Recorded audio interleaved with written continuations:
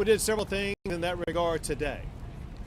One is to get a better assessment about what exactly needed to be provided for the community. We took a flyover to get that assessment. I've been here for multiple times over the course of the past 2 decades, but multiple times over the course of just this one flooding episode. And I have a good feel on the ground of what is needed. But when you're in the air, you get a fuller perspective of how widespread, how catastrophic the damage is, and what must be done to fully address it. We were able to process that better today when we flew around. And on that fly around today, I had with me the Speaker of the House, Dustin Burrows, who's going to speak after myself. I want to provide you with some information, some of which is just now updated. First, the numbers that I have is that there are 94 fatalities. 94 fatalities associated with this flooding event in this area. Separate from that, in other flooding events in other parts of the state of Texas, there's another 15 fatalities for a total of 109. To put this into perspective, just in the Kerr and Kendall counties alone, there are far more fatalities than there were in Hurricane Harvey. That's how catastrophic this is. I also have some updated numbers on those who are missing. First, from Camp Mystic. My information is those who are missing is down to now 5 campers and 1 counselor. 5 campers and 1 counselor missing. In addition to that, there is another child not associated with the camp who is missing. So for Kerr County, that would be a total of 7 who are missing. In other parts of the state, there are 12 who are missing. I have a new number, however. So one thing we've been reaching out to the public about is to get better information about those who were not registered at a camp, those who were not registered at a hotel, those who may have been down here who no one really had any accounting of. And through law enforcement agencies working together, they provided me this number. Just in the Kerr County area alone, there are 161 people who are known to be missing. And again, that comes from combined law enforcement efforts, 161 known people who are missing. Know this, we will not stop until every missing person is accounted for. Know this also, there very likely could be more added to that list. One way that we were able to expand the list of those who are missing is because family members, friends, neighbors, etc. begin calling in and reporting them as missing. What I want to do is once again provide a reminder to anybody watching this that if you have a friend, a family member, somebody that you think may be missing because of this storm, we need you to call the number that I'm about to give you. It is 830-258-1111. That's 830-258-1111. If you want to go to a website address, you can go to kerrvillemissing@dps.texas.gov. I'm going to repeat it twice more. That's Kerrville, spelled Kerrville, no space, then the word missing, MISSING. So Kerrville Missing at dps.texas.gov. So either call that phone number, go to that website, and provide the name and the best identification you can and the last known location of anybody that you think is missing. Know this also. If you make a prank call or provide false information, that's a crime. Do not provide false information because you're hindering our ability to undertake this investigation, hindering our ability to actually rescue and find those who truly are missing. So you better be correct when you're calling in and let us know that there is somebody who is missing. Importantly, we know that so many families are going through grief that's beyond anyone's comprehension right now, beyond any of us being able to walk up to them and give them the magic words that will make them suddenly feel healed. We know that they need grief counselors. We have 5 organizations that together are providing dozens of grief counselors for all of the affected family members around here. It's so important at times like this for family members to access that grief counseling so they can have their mental and emotional health needs addressed in what may be the most challenging time of their lives. Something else that's a help as we begin the process of helping places like the Hunt store, the local community, Hunt, Texas, be able to rebuild. One thing that is speeding that recovery was the immediate granting of the major master declaration that was granted by President Trump. It immediately opened not only access to more funding, but also access to more resources to be able to more quickly and more effectively respond to this storm. That includes debris removal, which has already begun. It includes assistance for individuals who are eligible to apply, and the Director of Texas Division of Emergency Management will explain more about that in a second. But there are 2 categories of people or entities that there is money available to assist. One are individuals affected by the storm.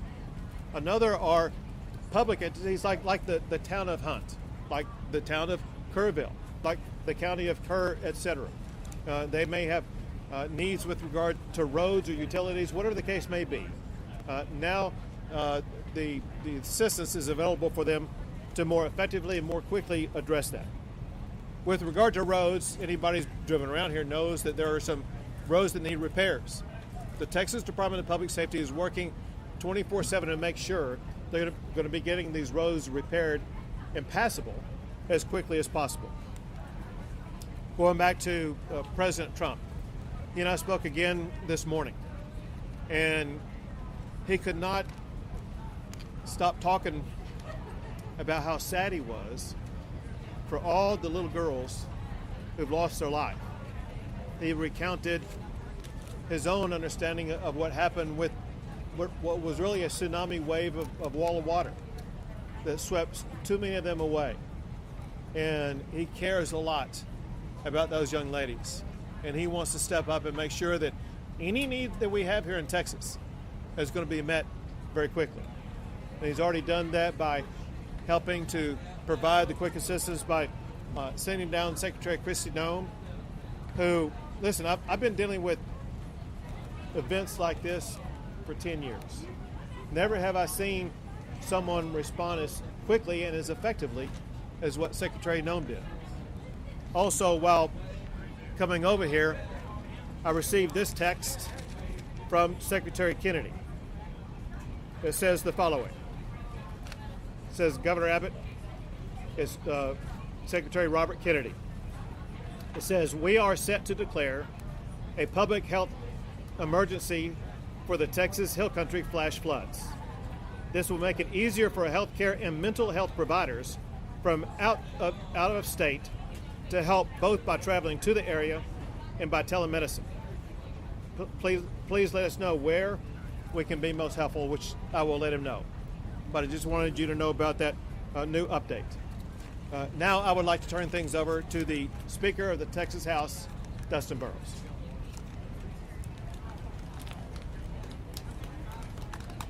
Thank you, Governor. First, to the members of the community and to all those who've been impacted, the survivors, those who've lost loved ones, I know there's not any adequate words any of us can express to share our care and concern. But I want to promise you, every person in this state, every tip of it, we have held you in our thoughts, in our prayers, and we will continue to do so as you go through this. And you take care of what I know all Texans can endure. I had the opportunity to fly with Governor Abbott today over the damaged area. It is hard to comprehend the amount of water that came through in such a short period of time. It is unimaginable what the victims and survivors went through as they were faced with that, and we heard the stories about that. And looking at the debris and looking at the problems and all of the damage that's been done, I know there's a long road to recovery. But through that, we saw some silver linings. We saw Texas flags being flown proudly because we know people of this state are resilient. We saw people from all over the state coming together and working and volunteering and trying to begin helping rebuild and continuing with the search and recovery efforts. I have had members of the Texas House from all over the state looking for ways to help. You have a great local representative with West Verdell, but I promise you, every Texan, all 150 members of the Texas House have been looking for ways to help, whether it's helping to raise money or wanting to do things. They are committed to it. I want to thank Governor Abbott for saying that we will address these issues in a special session in 2 weeks. And I want to assure you, the Texas House will be organized, we will be ready, and we stand willing and able to listen to the community and experts and do all that we can to help address it from this perspective. So thank you all very much for the opportunity. I'll turn over the microphone.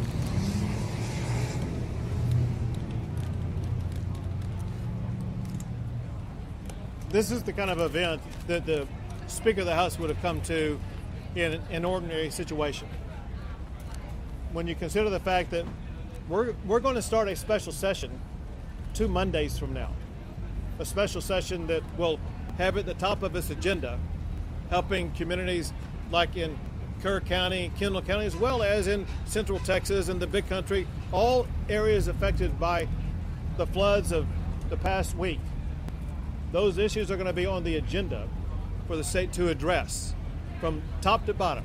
We want to make sure that when we end that session, we end it making sure these communities are better, more resilient, and have the resources that they need for the next chapter of their lives. Now we have the director of the Texas Department of Public Safety, Freeman Martin.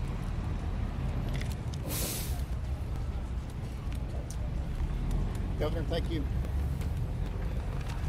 The governor said it. We have 109 fatalities and 161 missing.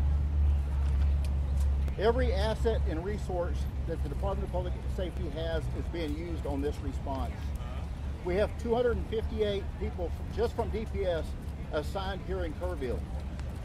They're from the Highway Patrol, the Tactical Marine Unit, Criminal Investigators, Texas Rangers, SWAT, IOD and ICT, and Victim Services. And you ask, well, what do all these do?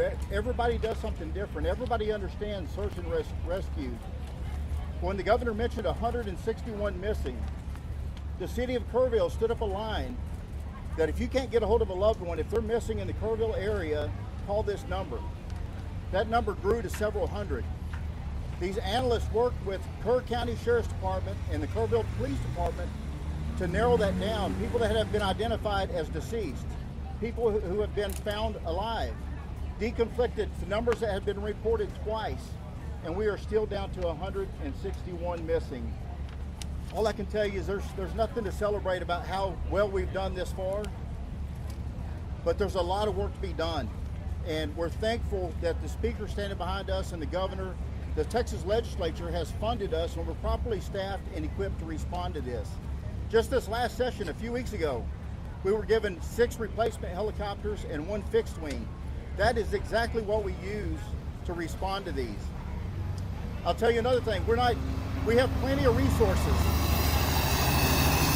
but at the same time, we're not turning down one resource until we recover every last person on this list of 161. So we have FBI, DEA, HSI, the United States Border Patrol, the United States Coast Guard, everybody working together under a unified command, and we won't stop until we finish.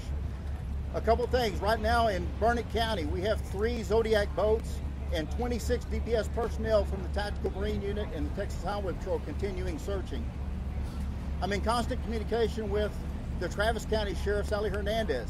They are helping us at the medical examiner's office, and at the same time, they have as many as 10 people that are missing from Travis County. As we pulled in the parking lot, I got off the phone with the sheriff from Williamson County. They just recovered their last victim. They had 3 people that were swept away, and just minutes ago they recovered their last victim in Williamson County. There's a lot of work to be done in Kerr County and Kendall County. We will continue to grow this and add additional agencies as we go forward. But the governor's right. We won't stop until every last body is recovered, alive or not. So thank you very much. Thank you, Governor. Thank you. Now, General Seltzer with the Texas National Guard. Thank you, Governor. I just got off about an hour-long helicopter trip with the governor, and I can tell you what I saw was miles and miles of massive devastation. The Texas National Guard will stay here working with our federal, state, and local partners to search for the missing and to help our communities recover. Well, I can't hear.